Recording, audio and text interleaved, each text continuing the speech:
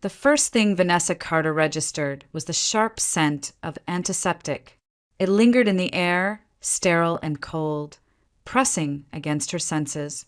When her eyes fluttered open, the ceiling above her swam into focus, harsh fluorescent lights, a dull white expanse broken only by the shadow of a metal arm holding a saline drip. She tried to move, but her head throbbed as if someone had struck her with a hammer. A figure leaned over her bed, his white coat rustling softly. "Can you tell me your name?" The man's voice was calm, professional, yet touched with concern. Her lips parted, but no sound came out. Panic rose in her chest as she realized she couldn't find the words. Not because her throat was dry, but because there was nothing to say.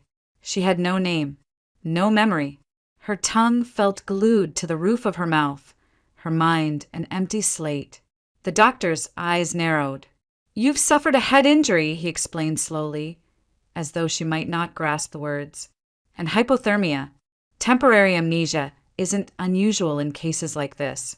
You're safe now, but it may take time for your memory to return." He waited, but Vanessa remained silent, staring at him as if he were speaking in code. After a moment, he scribbled something on his clipboard and stepped away, murmuring to the nurses clustered near the door. She caught fragments. Concussion, hypothermia, observation. They glanced at her, their expressions tight, pitying. When the room finally quieted, she closed her eyes, but the silence wasn't comforting. Darkness pressed in, and in that darkness came the echo of water, cold, endless water lapping at her skin. She shivered and clutched the thin blanket around her, but the sensation lingered, bone deep. The next morning, a group of doctors made their rounds. The tall one with glasses stopped at her bed. "Still no memory?" he asked. She shook her head. Her body felt intact, no broken bones, no obvious wounds, but her mind was fractured. Later, visitors trickled in for the other patients. An elderly woman across the ward received a boy of about 15, lanky and restless. He kept stealing glances at Vanessa, curiosity plain on his face. Finally, he drifted closer, clutching a soda can in one hand. "Is it true?" he asked in a hushed voice. "You don't remember who you are?" She turned her gaze to him, the motion automatic, her expression blank. Then she gave a slow shake of the head. "Wow." He sounded almost awed. "But, have they tried searching online?" "Everyone's online. You've got to be somewhere." She frowned, uncertain. He grinned, lifting his phone. "Want me to help? We can do a reverse image search. If I take your picture and upload it, maybe your social media pops up." Before she could protest, if she even knew how, he snapped a photo. His fingers flew across the screen, tapping, swiping, scanning. Minutes stretched as she watched his concentration deepen. Then, suddenly, his face lit up. "Found you!" he exclaimed, his voice carrying across the room. A nurse shushed him, but he didn't care. He turned the phone so she could see. On the screen was a profile picture. A woman stared back, her own face, familiar yet foreign. Below it, a name, Vanessa Carter. Her breath caught. "Vanessa." The syllables stirred something faint, a vibration deep inside. The boy leaned in. "See? That's you. You're Vanessa Carter. Told you it'd work." She touched the screen as if it might dissolve under her fingers. "Vanessa Carter." The words felt heavy, both anchor and chain. They gave her shape, but they didn't unlock the door. She still didn't know where she lived, who she loved, or why she had woken up in a hospital bed half drowned and half dead. That night, when the ward quieted, Vanessa drifted into uneasy sleep. Dreams rose quickly, fractured and raw. She was standing in icy water, waves slapping against her skin, pulling her down into black depths. Somewhere nearby came the sound of voices, shouts, desperate and sharp. Then a hand, strong and violent, struck her head, and everything blurred into darkness. She jolted awake, gasping, her gown clinging to sweat-damp skin. The room was silent, the other patients breathing steadily in their beds. She pressed a trembling hand to her forehead, the echo of pain still fresh. The dream felt too vivid to be illusion. It was memory, jagged and incomplete, but real. Vanessa lay back, staring at the ceiling, her mind swirling with fragments. Cold water, shouting, a blow to the head. She had a name now, but names weren't enough. Somewhere, buried beneath the fog, the truth waited. And the truth would not stay hidden forever. 3 days after she first opened her eyes, the doctors at Harborview finally agreed she was stable enough to leave. Vanessa Carter sat on the edge of her hospital bed, a stack of papers in her lap, referrals to a neurologist, an appointment schedule for a therapist, instructions written in clipped medical shorthand she barely understood. The discharge nurse went over every page with a patient smile, but the words felt distant, like muffled echoes behind glass. All Vanessa could truly register was that they were letting her walk out of this building and into a world she no longer recognized. Her clothes had been returned in a plastic bag, jeans stiff with dried salt, a sweatshirt still smelling faintly of the sea. She slipped into them anyway, shivering at the memory her body carried even if her mind did not. Outside, the Seattle sky was heavy with gray, clouds sagging low over the skyline. The air was damp, misting against her cheeks as she slid into the back of a cab. The driver asked for an address. She hesitated, pulse quickening, then fumbled in the envelope given by the hospital. Inside was a slip of paper with an address scribbled by the police, found through the online search. Capitol Hill, 2nd floor. The cab carried her through streets glistening with last night's rain. Rows of townhouses and brick apartments blurred past. At last, they stopped in front of a modest building tucked between 2 cafes, its paint a little weather-worn, ivy creeping up one wall. She climbed the stairs slowly, key trembling in her hand. The lock clicked, the door swung open, and something inside her chest tightened. Without thinking, she stepped into the narrow hallway, turned left, and found the kitchen. Her feet had remembered what her mind could not. The chipped ceramic mug waiting in the cabinet, the smell of coffee grounds in the jar, the humming refrigerator. It was all familiar and yet not. She poured herself a glass of water, testing the taps as if muscle memory guided her. Cold on the right, hot on the left. Correct. She carried the glass to the window overlooking the street and stood there for a long moment, listening to the muffled rumble of a passing bus. The bedroom told more stories. Clothes hung neatly in the closet, all her size. The suitcase at the corner of the room was half-packed, as though she had either just arrived or had been preparing to leave in a hurry. On the nightstand, she found an album thick with photographs. She carried it to the couch, her fingers trembling as she turned the pages. There she was, smiling with her parents at a Christmas tree, hiking with friends in the Cascades, posing with classmates in high school. But one face appeared again and again beside hers, a dark-haired woman with sharp eyes and a grin that radiated determination. The name surfaced with startling clarity, Rachel Stein. The memory made her shiver. She didn't know why, but she felt that Rachel mattered. She was still holding the album when the phone rang. The sound jarred her. She nearly dropped the book. She searched the living room until she found the cordless handset buried under a stack of unopened mail. "Vanessa!" A voice asked urgently, female, breathless. "Oh, thank God. Where have you been?" "I've been calling for days, texting, nothing. Do you have any idea how worried I was?" Vanessa pressed the receiver tighter to her ear. The voice was familiar, yet slippery, like a tune half remembered. "It's Kelly. Kelly Parker," the woman continued. "We work together. Don't tell me you forgot me too." Vanessa swallowed hard, unable to form the right words. Kelly barreled on. "Listen, I don't know what happened, but you dropped off the face of the earth last Friday. Nobody's seen you." And then her voice broke. "Vanessa, you didn't even tell me you got fired. I had to hear it from HR." The word stung. Fired. Images flickered across Vanessa's mind. An office, harsh fluorescent lights, the taste of cheap coffee, the heavy silence when a manager closed the door behind her. She rubbed her temples, but the memory dissolved before she could grasp it. Kelly's voice softened.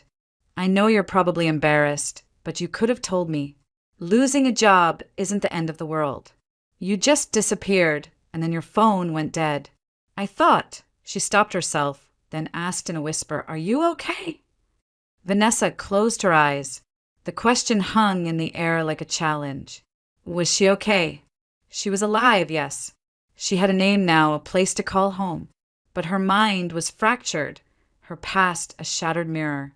And the nagging image of Rachel Stein kept surfacing, as if tugging her toward a truth she wasn't ready to face. I don't know, she whispered. There was silence on the line. Then Kelly said firmly, I'm coming over tomorrow. You shouldn't be alone right now. The line clicked dead. Vanessa set the phone down, her heart racing. She looked around the apartment, at the packed suitcase, at the photographs, at the empty spaces memory should have filled. Somewhere in this place lay answers. But somewhere beyond it lurked the reason she had ended up broken and adrift in the cold waters of Puget Sound. And that reason, she suspected, was only beginning to show itself. The next day, Kelly Parker kept her word. She arrived with a paper bag of takeout and the kind of energy only worry could sustain. She'd barely set the bag on the counter before turning to Vanessa. You still don't remember everything, do you? Kelly asked, searching her face. Vanessa shook her head slowly. The night had been another battle, dreams of icy waves and a woman's voice calling from the dark. She hadn't slept more than a few hours. Kelly sighed, pulling out 2 containers of soup. I don't know if this will help, but maybe we should talk about Mark. The name landed like a stone. Vanessa stiffened. Mark Davis, Kelly pressed gently. Your boyfriend. Or maybe not anymore. You were staying at his place after you moved out of here for a while. He said things were rocky. And after you lost your job, the word fired again. Vanessa's pulse quickened. She gripped the edge of the counter as a fragment of memory tore through the haze. She saw Mark's face, contorted with anger, his voice rising in accusation. You're useless without that job, Vanessa. Do you think I'm going to carry you? I didn't sign up to babysit someone who can't keep up. His words struck like slaps, each syllable laced with contempt. Her chest tightened. She remembered the heat in her cheeks, the sting of humiliation. She remembered the suitcase half-packed, dragged to the door while his shouting echoed behind her. Then go, he'd said. If you can't even handle your own life, don't drag me down with you. She gasped, clutching the countertop until her knuckles turned white. Kelly froze, spoon halfway to her mouth. Vanessa? Are you? I remember. Her voice cracked, but the words carried weight. I left him. I walked out with my things. He didn't want me there anymore. Kelly's eyes softened, pity replacing urgency. He's always been a jerk. You deserved better. But Vanessa barely heard. The image of the suitcase blurred, replaced by the recurring dream. Water surging around her, voices swallowed by the tide. And then Rachel. Always Rachel. Her face flashing through the fog, eyes sharp, voice insistent. That night, the dream returned. Vanessa stood before a warehouse by the sea, its corrugated metal walls streaked with rust.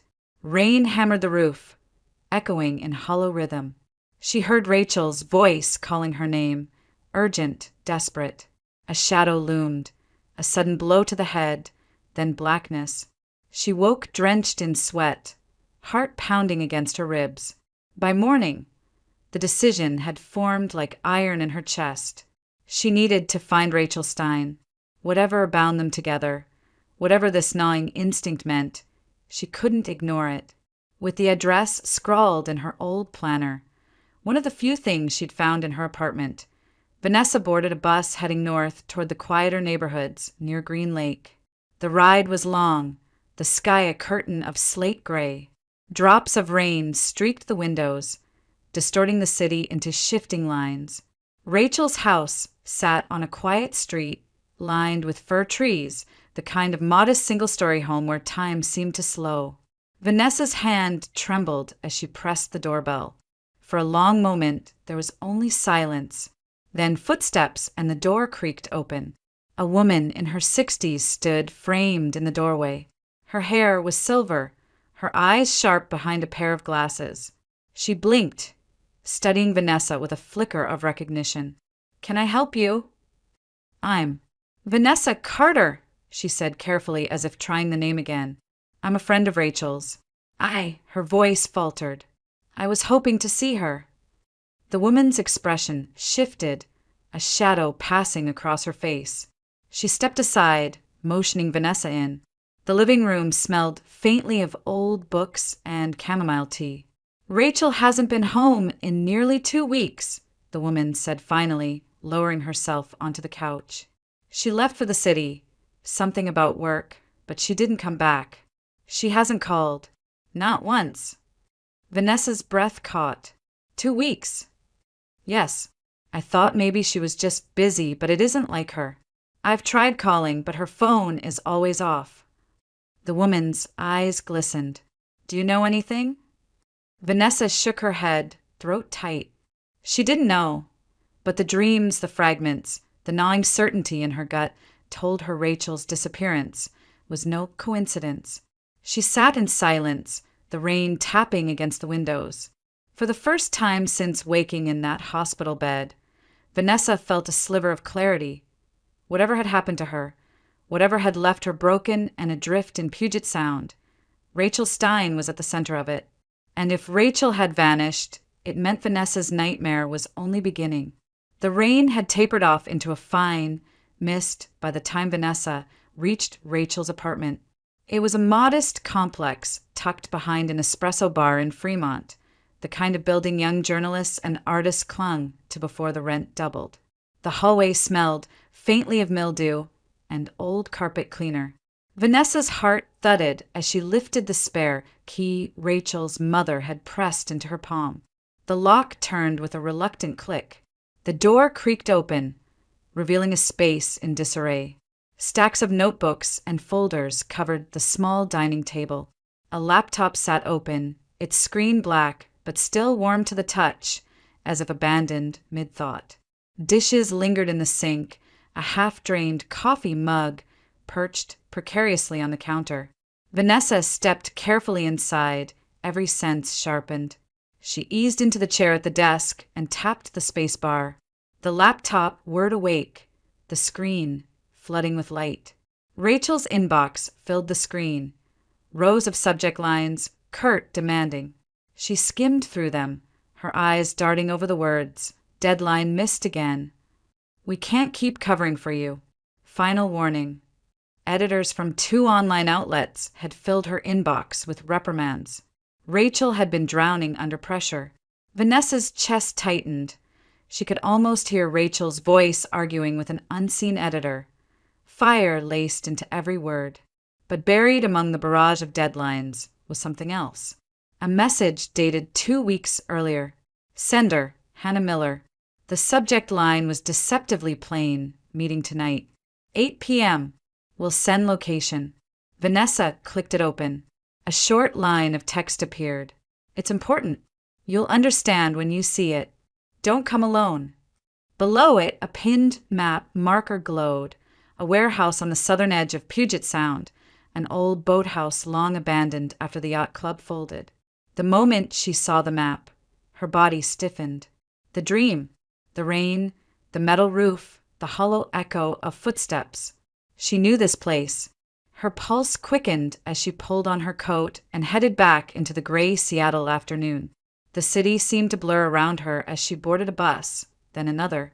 By the time she stepped off near the shoreline, the mist had thickened into drizzle. The boathouse stood at the edge of the water, its siding weathered to a dull orange. Graffiti scrawled across the lower panels. A rusted staircase wound to the second floor. Vanessa's breath came shallow as she placed her hand on the railing. A shock of recognition coursed through her. She climbed slowly. At the top, A narrow hallway led to a room with blinds half closed against the weak light. She pushed the door open, the hinges whining. The interior smelled of damp wood and rust, the air heavy with forgotten salt. Tables and broken chairs lay scattered, but one corner held sharp clarity. Vanessa's knees weakened as fragments surged back. Rachel was here. Vanessa could see her friend at the table. Photographs spread across the wood grain. Faces pinned to paper. Names scribbled in margins. And at the center, one man, his expression smug even in candid shots. Victor Green. The name surfaced from the fog with brutal force. She remembered Rachel leaning in close, voice urgent. He's not just corrupt. He's dangerous. He has blood on his hands, Vanessa. Vanessa blinked hard, her breath catching. The memory sharpened further. Rachel sliding a folder across the table. Vanessa's hands opening it, eyes widening at invoices, bank statements, reports tying Green to under-the-table pharmaceutical contracts. He had once been a senior procurement officer for Washington's Department of Health, steering millions in state money into companies that paid him in return. Green had power, resources, and no conscience. Rachel had been reckless enough to dig. And somehow, Vanessa had been pulled into the orbit of her investigation. But the memory didn't stop there. It rushed forward to its violent end. The door had burst open. Two men surged inside, shadows against the dying light. Rachel had shouted something. Vanessa couldn't remember what. A heavy fist collided with her skull, white pain exploding like fireworks. She staggered, Rachel's cry echoing in her ears. Then nothing. Vanessa's chest heaved as she gripped the edge of the table in the boathouse. The sound of rain against the roof dragged her back to the present, but the sensation of that blow lingered. She touched the back of her head, half expecting to feel the wound reopen. The room spun. She stumbled back, bracing against the wall, forcing herself to breathe. Rachel had been right here. Hannah Miller, too. And then the attack, swift, efficient, meant to silence them. She stared out the window toward the dark water of the Sound, the surface rippling under the drizzle. Somewhere in those waves, she had nearly died. And somewhere out there, Rachel and Hannah had vanished into silence. Vanessa knew one thing with aching certainty. She had not stumbled into this nightmare by accident. She had been targeted alongside them. And the name Victor Green was no longer just a memory. It was a threat still alive in the city. That night, sleep came in fragments again. Vanessa drifted in and out of uneasy dreams until one memory surfaced with startling clarity, as if it had been waiting for her to be weak enough to remember. She and Rachel were sitting on the patio of a small cafe in Belltown. Summer sun slanted across the tables, catching in the rims of their coffee cups. Another woman sat with them, Sasha, an old classmate who had drifted back into their orbit. The three of them leaned close over the table, voices low, as though they were plotting something dangerous. Rachel's eyes burned with that familiar determination. She had been talking for nearly 20 minutes, her words spilling fast, full of fire. Look, the system doesn't protect women. You know it, I know it. How many stories have we heard? Women left with nothing, women beaten, women silenced. Those men keep walking away untouched. Why should they? Vanessa remembered, laughing nervously, swirling the last sip of her latte. So what, we become vigilantes now? A secret society of avengers? Rachel didn't even blink. Exactly. Think of it, Justice Sisters. A network of women who track these guys, expose them, ruin them if we have to. Online, in court, or whatever it takes. Sasha had frowned, shaking her head. Rachel, that's insane. You can't just punish people on your own. That's not how it works. There are laws. Rachel shot her a withering look. Laws, she echoed. Tell that to the women who filed restraining orders that went nowhere. Tell that to the ones who got cornered at work and fired for speaking up. Don't talk to me about laws, Sasha. I've written too many stories about how broken they are. Vanessa had shifted in her chair, uneasy. She remembered the clatter of dishes from inside the cafe, the smell of roasted beans, the weight of Rachel's conviction pressing down on both of them. "You're talking about ruining lives," she said carefully. "And what happens when someone gets hurt? This doesn't end well." But Rachel had only leaned forward, lowering her voice to a whisper. "Sometimes the only way to stop a monster is to become scarier than he is." Sasha had recoiled, muttering that Rachel was out of her mind. She had left early, shaking her head, refusing to be part of any of it. Vanessa stayed, though unease twisted in her gut. She had tried to reason with Rachel. Even if we wanted to help, we don't have the resources. We're not private investigators. We're not police. Rachel's smile had been grim. "We don't need badges. We have the truth. We find it, we expose it, and we let the world do the rest." Vanessa remembered feeling a chill despite the warmth of the summer air. She had thought Rachel's idea was a phase, a burst of frustration that would pass once a new assignment landed on her desk. But looking into her friend's eyes, she saw something unyielding. Rachel wasn't imagining. She was planning. The memory dissolved, and Vanessa jolted awake in her bed, her skin clammy with sweat. She lay staring at the ceiling of her Capitol Hill apartment, heart hammering. Now it made sense. The late nights, the hushed phone calls, the stack of incriminating files she had glimpsed in Rachel's apartment. The Justice Sisters had never been a hypothetical conversation. Rachel had made it real, and Hannah Miller, the name from the email, must have been part of it. Vanessa sat up, pulling the blanket tightly around her shoulders. Every instinct told her that Rachel's disappearance, Hannah's silence, and her own near drowning were threads in the same tangled web. Victor Green had been exposed, humiliated, ruined. If Rachel had targeted him through her so-called network, then he had every motive to strike back. Vanessa rubbed her temples, trying to push away the throbbing ache that returned whenever she remembered too much at once. But this time, she didn't want the memory to fade. This time she clung to it, because now she understood. Rachel hadn't just been chasing another story. She had been leading a crusade, one that painted a target on her back, and somehow on Vanessa's too. And until she found Rachel, the nightmare that had begun in the icy waters of Puget Sound would not end. The days blurred into gray drizzle and sleepless nights. Vanessa combed through Rachel's apartment again, determined not to miss anything. That was when she found the folder shoved between two stacks of newspapers. It wasn't marked, but the contents told their own story. Printouts of blog posts, police reports half redacted, screenshots from social media threads, and in the center, a photograph of Hannah Miller. Vanessa stared at the image, a young woman with long auburn hair, her smile hesitant, eyes tired. She looked ordinary enough to vanish in a city that swallowed people whole. Yet the notes scrawled in Rachel's sharp handwriting painted a darker truth. Hannah hadn't just been a friend. She had been a victim. The story unraveled piece by piece.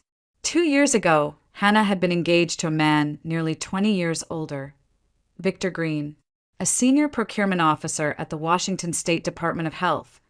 Green had built his career on contracts worth millions, vaccines, medical supplies, all tied to companies eager to secure government approval. On paper, he was respected. In reality, he was a parasite. Vanessa traced the notes with her finger. Green had controlled every corner of Hannah's life. The financial manipulation, the emotional degradation, the subtle threats, it was all there. And when she finally tried to leave, he hadn't let her go quietly. There were whispers of intimidation, even an accident on the highway that left her hospitalized for weeks. Her stomach knotted. She remembered Rachel's words, sharp as broken glass. He's not just corrupt. He's dangerous. The folder held more. Clippings from business journals describing Green's fall from grace. An expose hinted at by unnamed sources, fueled by leaked photographs of him with women who weren't his wife. And then a final note sent to father-in-law. Confirmed. Vanessa's breath caught. Rachel had done this. She had gathered the evidence, the photographs, the timelines, and delivered them straight to the one man who could end Green's career, his wealthy father-in-law. The scandal had detonated like a bomb. Green's marriage collapsed. The divorce finalized in record time. He lost his post at the department, his name dragged through local media. And he knew exactly who had pulled the trigger. Vanessa sat back in Rachel's chair, the apartment silent except for the hum of the refrigerator. She could almost see it. Rachel, triumphant, believing she'd struck a blow for justice. Hannah, free at last. A survivor stepping out from under Green's shadow. But Green wasn't the kind of man who accepted defeat. Vanessa rubbed her temples, her mind spinning. The timeline aligned too neatly. Rachel's stories about Justice Sisters. Hannah's email setting up a secret meeting at the boathouse. And her own body dragged from the freezing waters of Puget Sound. This wasn't random. Green was behind it. The thought chilled her more than the memory of icy waves. Green had resources, contacts in business and politics, even in law enforcement. Men like him didn't fade. Quietly, they regrouped, they lashed out. And if Rachel had humiliated him in front of his entire network, he had every reason to retaliate. Vanessa rose, pacing the length of the apartment.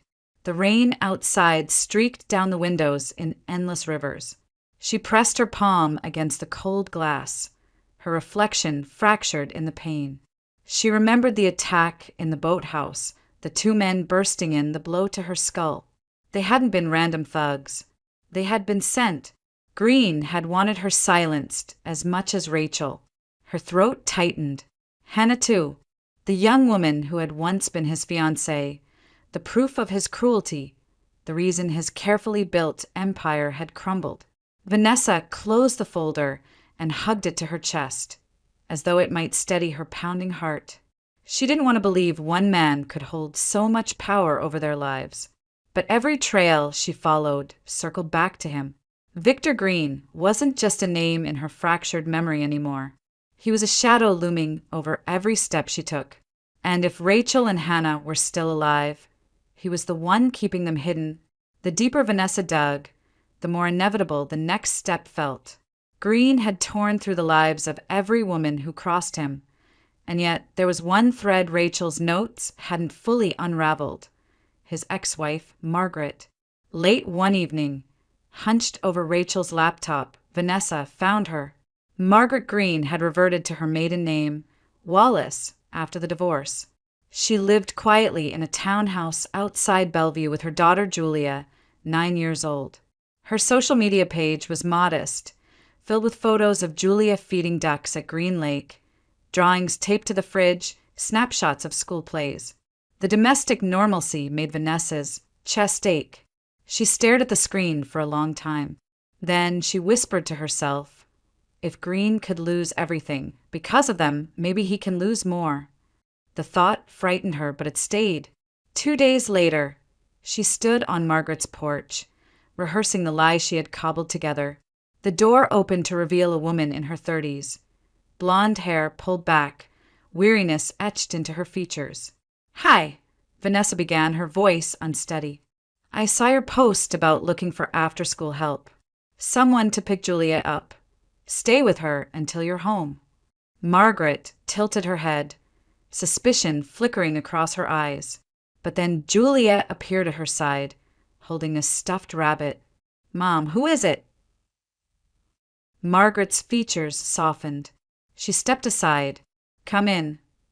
The house smelled of cinnamon and laundry detergent. Vanessa followed Margaret into the kitchen, where toys and textbooks were scattered across the table. Julia darted to the living room, humming to herself. Margaret gestured to a chair. You've worked with kids before. Vanessa's throat tightened. She had intended to carry the lie further, to play the part of a would-be nanny. But the weight of what she was about to ask pressed too heavy. She folded her hands and forced herself to speak. No, that's not why I'm here. Margaret froze, her eyes narrowing. Then why are you standing in my kitchen? Vanessa exhaled shakily. Because I know what kind of man your ex-husband is, and I think he's behind something terrible. She told her everything. The attack at the boathouse, the missing women, Rachel's investigation, the folder of evidence. Her words tumbled out, raw and desperate. Margaret's face drained of color. She gripped the edge of the counter as though it were the only thing keeping her upright. You're telling me Victor? Her voice cracked. She tried again. You're saying he hasn't stopped? Vanessa leaned forward, urgent. He never will. Not until someone forces him to. But I need your help to do that. Margaret shook her head violently. No, absolutely not. Julia's all I have. You're asking me to put her in danger. I would never let her be hurt, Vanessa cut in. Her voice broke. But Green doesn't know me. He knows you. If he thinks you and Julia are gone missing, then I can use that. I can make him believe he has something to lose. The room fell into silence. Margaret stared at her, eyes brimming with disbelief, with fear, with something else too, recognition. She knew the monster she had married. She knew he was capable of anything. Finally, she whispered, You want me to disappear? Yes, Vanessa said, her voice hoarse. Just for a few days, long enough to force him out of hiding, long enough to make him talk. Margaret looked toward the living room, where Julia's laughter floated through the air. She closed her eyes, her hands trembling. Then, with a quiet exhale, she nodded. If it means stopping him, I'll do it. Relief crashed through Vanessa, mingled with dread. She had crossed a line she could never uncross. She was dragging a mother and her child into a dangerous game, using them as pawns against a man who already destroyed lives with ease. That night, as she lay awake on her own couch, the rain hammering against the window, Vanessa turned the plan over in her mind again and again. Every instinct screamed that it was wrong, reckless, unforgivable. She wasn't a detective, wasn't a vigilante. She was just a woman clawing at the edges of her broken memory. But Rachel's face haunted her. Hannah's too. If Green had them, time was running out. Vanessa pressed her palms against her eyes, fighting the tears. She had gone too far to turn back. Whatever the cost, she would see this through. Vanessa rehearsed the words 100 times before she dialed. Her hands trembled as she gripped the burner phone. The rain tapping against her apartment window like a warning she could no longer ignore. The line clicked, and after 2 rings, a deep, irritated voice answered. Green. Her throat tightened, but she forced the words out. Victor, I have your ex-wife and your daughter. If you want them back, you'll return Rachel Stein and Hannah Miller. Alive. The silence on the other end stretched too long. Vanessa braced herself for denial, outrage, panic. But instead, Green chuckled. Low, humorless. You don't waste time, he said. His tone was calm, far too calm. So Rachel's friend finally crawls out of the water. The blood drained from her face. He knew. He had always known she survived. And his voice carried none of the confusion of an innocent man. No demand for explanation. No questions about who Rachel and Hannah were. Only recognition. Her gamble had worked. It was confirmation enough. You'll get your wife and daughter back when I see Rachel and Hannah standing in front of me, Vanessa said, making her voice as hard as she could. 8 hours. Tacoma Docks. If you try anything, you'll never see Julia again. Green didn't argue. He didn't bargain. Fine, he said simply and hung up. The dead tone hummed in Vanessa's ear long after. She sat frozen, the phone heavy in her palm, her body trembling with adrenaline and dread. If there had been any doubt left, it was gone. Victor Green had Rachel and Hannah, and now the final move was in motion. She couldn't do this alone. That truth pressed down on her as surely as the rain pressing against the glass. So she went to the only person who might understand, Hannah's father. Captain Miller lived in a weathered house near the docks in West Seattle.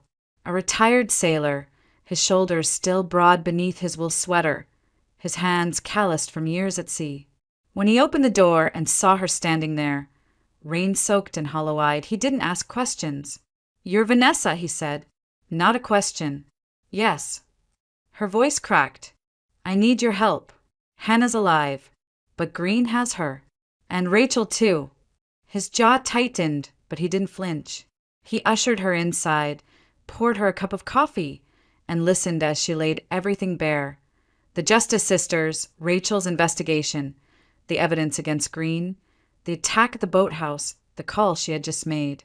When she finished, silence hung heavy between them. Finally, Captain Miller set down his mug. "You're lucky to be alive," he said. "And you're right. Green won't stop. Men like him never do." He stood, pulling on his coat. "We'll need the police, but they'll want proof, not guesses." Together, they went to the precinct, where Vanessa repeated her story to a detective. The officer's skepticism was visible, but when Captain Miller spoke, his voice steady, commanding, honed from years giving orders at sea, they listened. The details Vanessa provided, the timeline, the phone call, it was enough to mobilize a response. By the time night fell, a plan was in motion.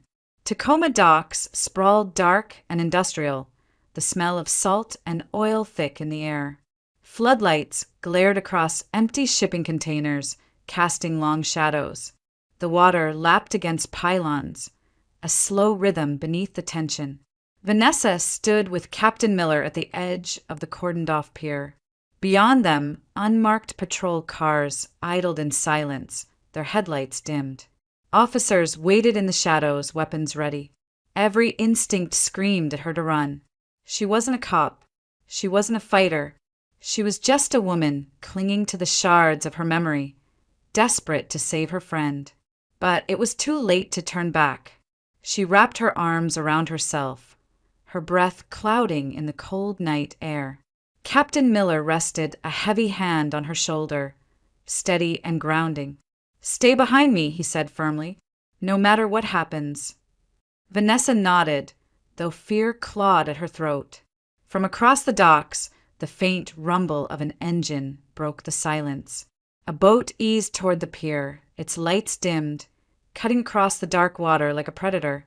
This was it, the moment she had feared since waking in that hospital bed. The moment when everything, the lies, the memories, the blood, would come to a head. Vanessa clenched her fists, her eyes fixed on the approaching vessel.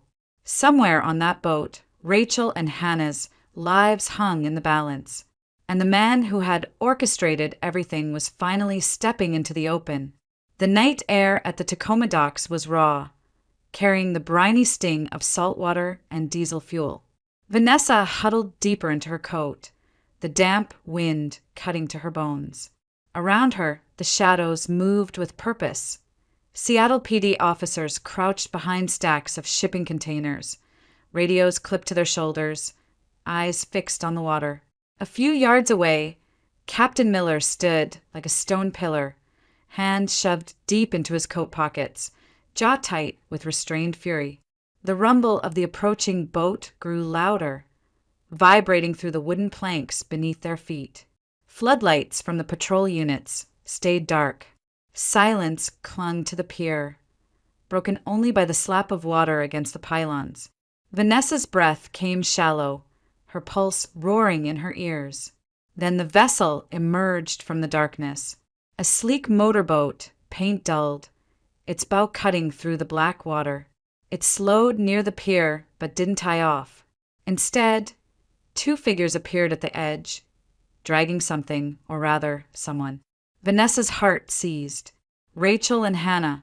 They were thrown unceremoniously into the water, their bodies splashing against the current before striking the barnacle-crusted edge of the dock.